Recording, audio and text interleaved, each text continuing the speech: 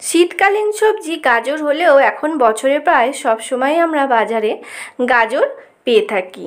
আর এই গাজর দিয়ে আজকে আমি আপনাদেরকে রসমালাই বানিয়ে দেখাবো।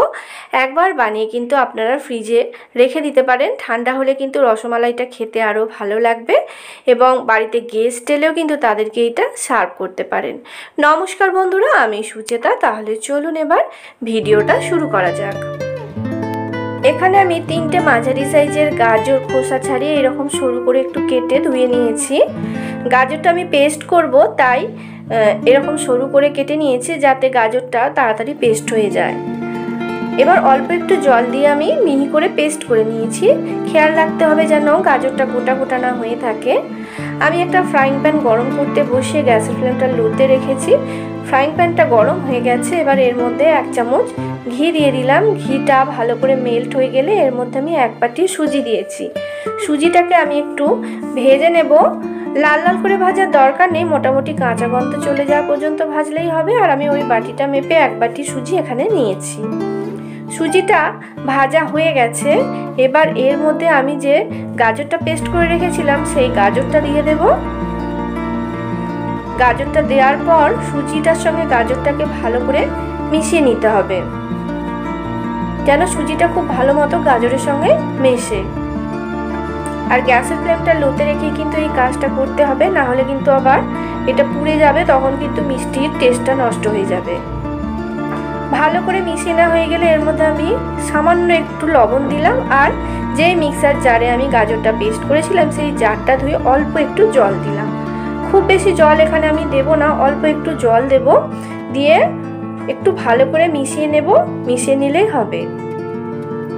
যতক্ষণ না ভালো করে মিশে যাচ্ছে ততক্ষণ পর্যন্ত আমি এটাকে নাড়াচাড়া করছি। দেখুন ফ্রাইং প্যান থেকে কিন্তু পুরোপুরি উঠে যাচ্ছে। এবার এটাকে আমি নামিয়ে নেব। ওটাকে নামিয়ে নেওয়ার পর আমি হাতে ভালো মতো ঘি লাগিয়ে নিয়েছি। নেওয়ার পর এই মিশ্রণটা থেকে ছোট ছোট গোল গোল বলের মতো তৈরি করে নেব। খুব বড় বড় বল বানাবো না, কারণ এইটা যখন দুধে সিদ্ধ করব একটু ফুলে উঠবে, তাই এরকম আমি ছোট ছোট সাইজ করে এগুলোকে বানাচ্ছি। খুব চটচট এবং খুব সহজেই এগুলো বানিয়ে নেওয়া যায়। আর হালকা গরম থাকা অবস্থাতেই এটাকে বানাতে হবে। এর আগেও আমি গাজরের মিল্ক কেক, গাজরের হালুয়া রেসিপি আপনাদের সঙ্গে শেয়ার করেছি। সেগুলো যদি দেখতে চান আই বাটনে ক্লিক করে দেখে নিতে পারেন। এই একইভাবে আমি সব মিশ্রণ থেকে গোল গোল বল বানিয়ে নেব। দেখুন সব মিশ্রণ থেকে বল বানিয়ে নেওয়া হয়ে গেছে। ততক্ষণে আমি একটা ফ্রাইং প্যানে দুধ জাল দিতে বসিয়ে দিয়েছিলাম। মোটামুটি এখানে হাফ লিটারের একটু বেশি দুধ ছিল, সেটাকে জাল করে নিয়েছি। আর 1 বাটি একটু হালকা গরম দুধের মধ্যে আমি এখানে মিল্ক পাউডার দিয়ে দিলাম। দেখতেই পেলেন 3 টিস্পুনের মতো মিল্ক পাউডার এখানে দিয়ে ভালো করে মিশিয়ে নিলাম। ঠান্ডা জলেও যেমন মিল্ক পাউডার গুলবে না, খুব গরম দুধের মধ্যেও কিন্তু মিল্ক পাউডার গুললে দলা পাকিয়ে যাবে, তাই আমি হালকা গরম দুধে মিল্ক পাউডারটা গুলে নিলাম। নিয়ে এবার আমি যে দুধটা জাল করতে বসিয়েছিলাম সেই দুধটাকে মধ্যে মিল্ক পাউডার গোলাটা দিয়ে দিলাম। আর দিয়ে দিলাম পরিমাণ মতো মিষ্টি।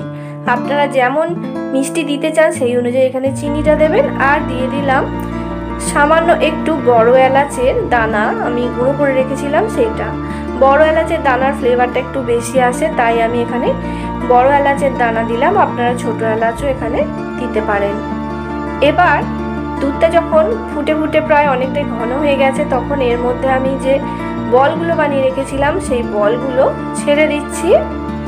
আর বলগুলোকে দিয়ে আমি লো ফ্লেমে 10 মিনিটের মতো ফুটিয়ে নেব। তাতে কিন্তু বলগুলো দুধের মধ্যে আরও সিদ্ধ হয়ে যাবে এবং একটু ফুলেও উঠবে। আর এই সময় গ্যাসের ফ্লেমটা আমি লো টু মিডিয়ামের দিকেই রাখবো।